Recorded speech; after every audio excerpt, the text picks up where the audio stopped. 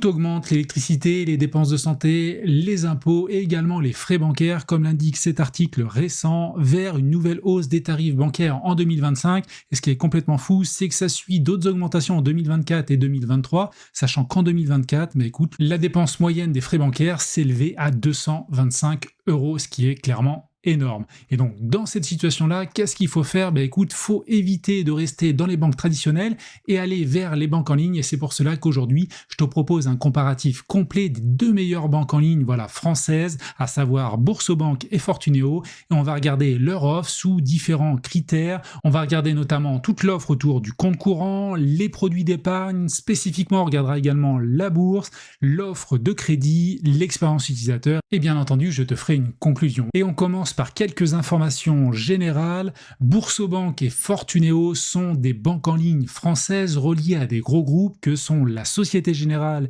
et le Crédit Mutuel Arkea. Alors, c'est des banques qui ont été créées il y a assez longtemps, en 1989 pour Boursobank et en 2000 pour Fortuneo. Et en fait, il y a eu un virage quelques années plus tard, en 2002 et en 2006 pour Fortuneo, parce que c'est à ce moment-là que les deux entreprises ont été rachetées par la Société Générale et le Crédit Mutuel Arkea.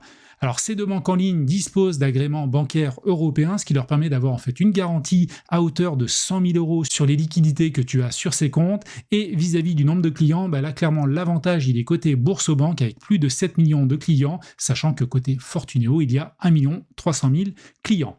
Alors après ces quelques informations générales, écoute, on va regarder maintenant l'offre du compte courant et notamment les types de comptes que tu peux ouvrir. Il y en a plusieurs. Le premier, c'est le compte personnel, il est disponible chez les deux banques, tout comme le compte joint. Par contre, dès qu'on va aller sur des comptes un peu plus spécifiques, notamment le compte mineur et le compte professionnel, écoute, ils sont uniquement disponibles chez Boursobank. Fortuneo ne les propose pas. Alors, le compte pour mineurs, je le connais, mes enfants l'ont et ont également la carte bancaire, ça fonctionne très bien.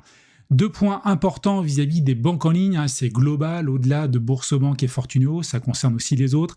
Les remises de chèques, écoute, c'est assez compliqué parce que tu vas devoir envoyer ton chèque par courrier. Après, les chèques commencent à disparaître, donc il y en a de moins en moins, donc c'est pas une grosse problématique. Et vis-à-vis des remises d'espèces, là, écoute, ce n'est pas possible, donc ton liquide, il va falloir tout simplement le dépenser en faisant tes courses, en faisant ton plein par exemple, parce qu'il y a certaines stations essence qui acceptent encore les espèces, donc il y a toujours des possibilités. Alors maintenant, concernant l'ouverture du compte, écoute, j'ai mis ici deux liens, sache que tu peux retrouver ce comparatif en description. Il y a beaucoup de comparatifs dans ce fichier-là, notamment des comparatifs sur le crowdfunding, le crowdlending, j'en parle sur une autre chaîne YouTube, également autour des PEA, des comptes extraordinaires, donc si ça t'intéresse, écoute, il y a le lien en description, n'hésite pas à aller le voir. Alors la première condition pour ouvrir ton compte, c'est déjà de disposer au préalable d'un compte bancaire en France. C'est une condition sine qua non. Il faut également que tu sois majeur. Pour Boursobank, tu peux aussi ouvrir un compte donc en tant que mineur. Bien entendu, c'est tes parents qui devront faire les démarches. Ce n'est pas possible chez Fortuneo. L'ouverture est très rapide, ça prend que quelques minutes, 5 minutes globalement. Alors, vis-à-vis des pièces justificatives, comme tu le vois, il y en a moins qui sont demandées chez Boursobank par rapport à Fortuneo. De base, tu vas retrouver chez les deux une demande d'une pièce d'identité valide, c'est la base bien entendu. Un RIB également de ta banque actuelle. Et concernant Fortuneo, 2 documents supplémentaires, un justificatif de domicile et également un justificatif de revenus. Alors attention, cela concerne que 2 cartes bancaires. Pas le premier niveau, uniquement la Gold et la World Elite, et dans ce cas-là, il faudra fournir soit un avis d'imposition, soit tes derniers bulletins de salaire. Concernant les conditions de revenus, écoute, il n'y en a pas chez Boursobank, quelle que soit la carte bancaire que tu pourras choisir, on va voir les cartes bancaires juste après, et côté Fortuneo, là, il y a des conditions de revenus, notamment sur la carte Gold et la carte World Elite. Également, sur ces deux banques, tu as une offre de mobilité bancaire qui te permet de passer en tant que banque principale, donc chez cette banque en ligne. Tu as des services associés qui t'octroient généralement également des bonus une fois que tu as enclenché la démarche. Alors concernant les frais de Boursobank et de Fortuneo, là c'est très intéressant et c'est justement là le gros avantage par rapport aux banques traditionnelles.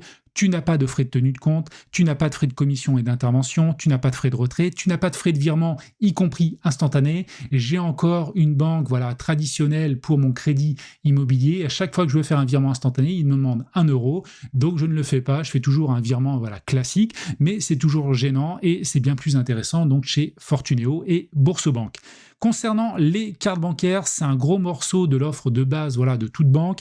Tu as plusieurs niveaux de cartes bancaires. Alors juste avant, sache que voilà, il y a deux gros fournisseurs de cartes bancaires au monde, Visa et Mastercard. Donc Visa, on le retrouve chez Boursobank et Mastercard chez Fortuneo. Et on retrouve donc trois niveaux de cartes bancaires, la Welcome, l'Ultime et la Metal pour Boursobank, et la Fosfo, la Gold et la World Elite donc pour Fortuneo. Vis-à-vis du premier niveau, donc la Welcome et la Fosfo, tu devras faire un paiement par mois hors distributeur pour ne pas avoir de frais. Si tu ne le fais pas, écoute, tu auras 5 € de frais ici et 3 € de frais. Et il est à noter que tu n'as pas de conditions de revenu donc pour accéder à cette carte Welcome ou la carte Fosfo. Au niveau 2, on retrouve la carte Ultime et la carte Gold. Là aussi, il faudra faire un paiement par mois, sinon tu devras payer 5 € et 3 €. Là, il y a une différence, c'est que tu n'as pas de conditions de revenu donc pour la carte Ultime, sachant que pour la Gold de Fortuneo, il te faudra 1800 € net mensuels ou 2700 € si tu as un compte joint.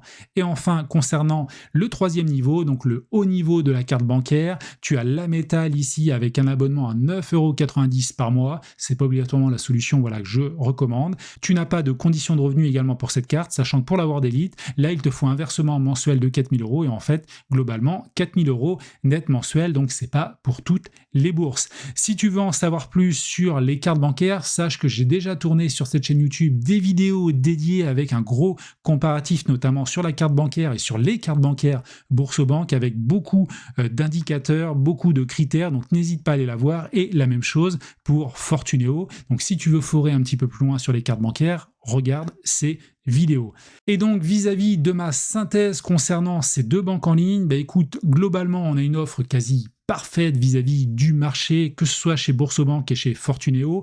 On a une belle fiabilité, on a des banques qui ont plus de 20 ans, les frais bancaires sont très très bas chez ces deux banques en ligne, tu as beaucoup de services et de fonctionnalités, que ce soit sur l'application mobile ou également sur le site internet. Solution également très simple. Deux petits inconvénients concernant Fortuneo, c'est que tu n'as pas de compte mineur et de compte professionnel.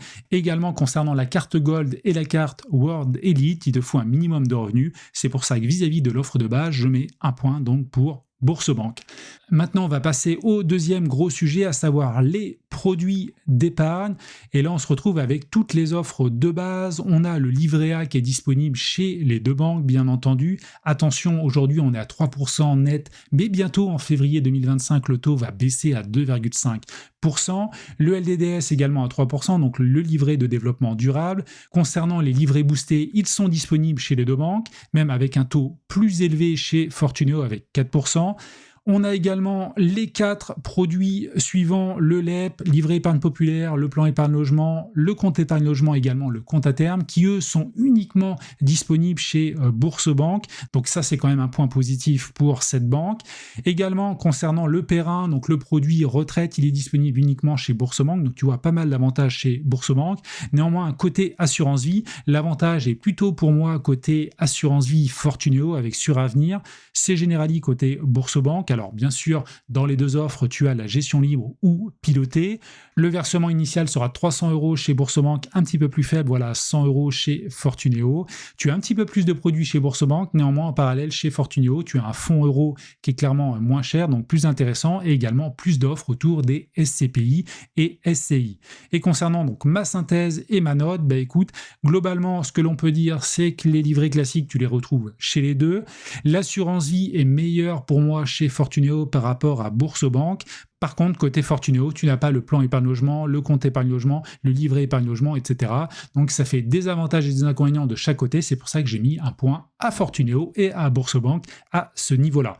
Maintenant, on va passer au fort un petit peu plus sur l'offre de bourse parce qu'il est important d'investir dans des actifs pour ton avenir, que ce soit sous forme d'actions, d'ETF, voire même d'obligations. Alors là, on a le PEA PME, le PEA jeune et le PEA piloté, ainsi que le compte titre ordinaire qui est toujours complémentaire par rapport au PEA. Donc là, on a Boursobank qui propose les 5 offres. Côté Fortuneo, on les a toutes sauf une, on n'a pas le PEA jeune, donc c'est un petit peu dommage. Vis-à-vis des frais d'ordre, côté Boursobank, on est à 0,5%, côté PEA et 0,6% côté CTO. Le 0,5%, c'est tout simplement parce que la loi française impose de ne pas dépasser 0,5%. Donc on est assez élevé par rapport à Fortuneo qui n'est qu'à 0,35%. Autre avantage également côté Boursorama, c'est que tu as une offre Boursomarket qui te permet d'accéder en fait à plus de 40 000 produits différents avec 0 € de frais. Donc ça, c'est pas mal. Néanmoins, tu vas pas avoir d'actions à ce niveau-là. Tu vas avoir une sélection d'ETF aussi qui sera pas hyper large. Alors, ils ont un partenariat avec iShares qui est relié à BlackRock, qui est énorme, qui propose pas mal de choses. Néanmoins, tous les ETF ne sont pas obligatoirement éligibles au PEA, ce qui fait que voilà, il faudra voir en fonction de tes besoins. Par contre, il y a un gros avantage côté Fortuneo, c'est le fait d'avoir un ordre gratuit par mois à hauteur de 500 €. Donc ça, pour les petites bourses ou les investisseurs intermédiaires, le fait de ne pas payer de frais sur un ordre à hauteur de 500 €, c'est pour moi un gros point positif. Si tu veux aller plus loin dans l'analyse du PEA ou du compte titre ordinaire, sache qu'également dans le fichier en description que je te montre ici, j'ai fait un comparatif complet, que ce soit sur le PEA en comparant toutes les offres le proposant au niveau français, et également parce que c'est une niche fiscale française, et le compte titre ordinaire avec un comparatif. Bien sûr, ici il y a plus de courtiers, donc tu vois, j'ai fait une grosse analyse, et si ça t'intéresse, écoute, je te mets le lien en description pour accéder à l'offre via du fichier, où tu peux retrouver également sur YouTube mes vidéos comparatives. Et donc je reviens sur la synthèse et donc la note finale sur la bourse. Côté Boursorama, on a les 4 PEA, donc ça c'est un point positif par rapport à Fortuneo qui n'a pas le PEA jeune. On a Boursomarket d'un côté et on a également des frais qui sont clairement moindres chez Fortuneo. C'est pour ça que j'ai mis mon point ici côté Fortuneo, qui me paraît aujourd'hui côté PEA notamment, mais également côté compte titre ordinaire, une meilleure offre. Maintenant, on va passer au 4e point, à savoir l'offre de crédit. Alors, on a des prêts personnels, des prêts auto-moto, des prêts étudiants, prêts travaux, prêts immobiliers. Alors, seules 4 offres sont présentes chez Boursorama. Le prêt étudiant n'est pas disponible. Également chez Fortuneo. Alors, Fortuneo ne propose pas non plus le prêt auto et le prêt travaux, sachant que si tu veux également faire un prêt immobilier chez Boursorama ou chez Fortuneo, tu n'auras pas obligation de domicilier tes revenus chez eux. Ça, c'est clairement un avantage. Alors pour conclure sur cette offre de crédit, côté Boursorama, sur des offres classiques de prêt immobilier, sur des offres complexes, inévitablement il faudra retourner chez les banques traditionnelles, mais sur des offres de base, Boursorama propose des taux très attractifs et également pas mal d'offres. Côté Fortuneo, je trouve que l'offre est assez limitée avec des taux assez élevés. Donc ma note revient à Boursorama, donc qui repasse à 3 et 2 pour Fortuneo. Et on passe au dernier critère qui n'est pas des moindres, qui est vraiment important à analyser, quelle que soit d'ailleurs la plateforme ou le site que tu veux analyser, c'est l'ergonomie. Alors là, l'ergonomie, elle est excellente chez les deux. Peut-être un petit avantage côté Boursorama, néanmoins, c'est vraiment fluide et simple de chaque côté. Donc, pas de souci là-dessus, que ce soit sur ordinateur ou mobile. Vis-à-vis du service client, il est ouvert de manière très large, du lundi au samedi, de 8h à 20h pour Boursorama et de 9h à 19h pour Fortuneo. Le samedi également de 8h45 à 16h30 et même de manière plus large, enfin de 9h un petit peu plus tard, mais surtout jusqu'à 18h, le samedi pour Fortuneo. Tu peux joindre le support via téléphone ou mail, et sache également que tu as une FAQ très complète et bien faite. Et donc concernant la synthèse, j'ai mis mon point côté Fortuneo parce que je suis client chez Boursorama et Fortuneo, et clairement le service client pour moi est plus qualitatif chez Fortuneo. C'est pour ça que j'ai mis un point sur cette banque en ligne. Je voulais également te partager d'autres services qui existent chez ces deux banques, enfin surtout chez Boursorama. Ils proposent une offre d'assurance automobile, assurance également habitation, également une offre de cashback. The Corner, c'est une page où tu retrouves différents partenariats avec différentes marques françaises, donc ça peut t'intéresser. Néanmoins, concernant l'assurance, écoute, je la trouve pas très compétitive, et concernant Fortuneo, écoute, ils ne proposent rien de tout cela. Alors, j'ai pas rajouté de points à ce niveau-là parce que je trouve que c'est vraiment un petit peu secondaire. Il vaut peut-être mieux aller vers de vrais assureurs plutôt que par une banque en ligne. Sache également que si tu veux ouvrir ton compte, que ce soit chez Boursorama ou chez Fortuneo, tu as la possibilité d'avoir un bonus à l'ouverture. Ça, c'est vraiment très intéressant. Il y a des offres promotionnelles régulièrement, mais même sans offre promotionnelle, tu as toujours un bonus qui va de 80 à 220 € chez Boursorama. Tu as également une petite prime si tu utilises le système de mobilité bancaire pour faire de Boursorama ta banque principale. Et côté Fortuneo, un bonus également intéressant de 50 € à 130 €. Donc je te rappelle qu'il y a un petit lien affilié en description qui te permettra donc d'obtenir ce bonus si ça t'intéresse. Et on en arrive à la conclusion finale. 2 points importants globalement, c'est qu'aujourd'hui, Boursorama et Fortuneo, ce sont vraiment 2 offres très compétitives. Tu peux regarder beaucoup de comparatifs, quels qu'ils soient. Ces 2 banques seront toujours sur le podium parce qu'elles sont reliées à des groupes sérieux. Il y a des frais vraiment très faibles et très compétitif et également une belle proposition de produits par rapport à certaines banques qui vont pas proposer certains produits. Je suis client personnellement chez les deux et globalement ce que je peux te dire, et ça sera ma conclusion, c'est que tu as un léger avantage chez Boursorama, voilà, si tu veux l'utiliser comme banque principale, notamment en lien avec les cartes bancaires, mais également l'offre d'épargne et l'offre de crédit. Mais en parallèle, Fortuneo a aussi ses avantages au-delà de la banque où il y a vraiment une offre très intéressante.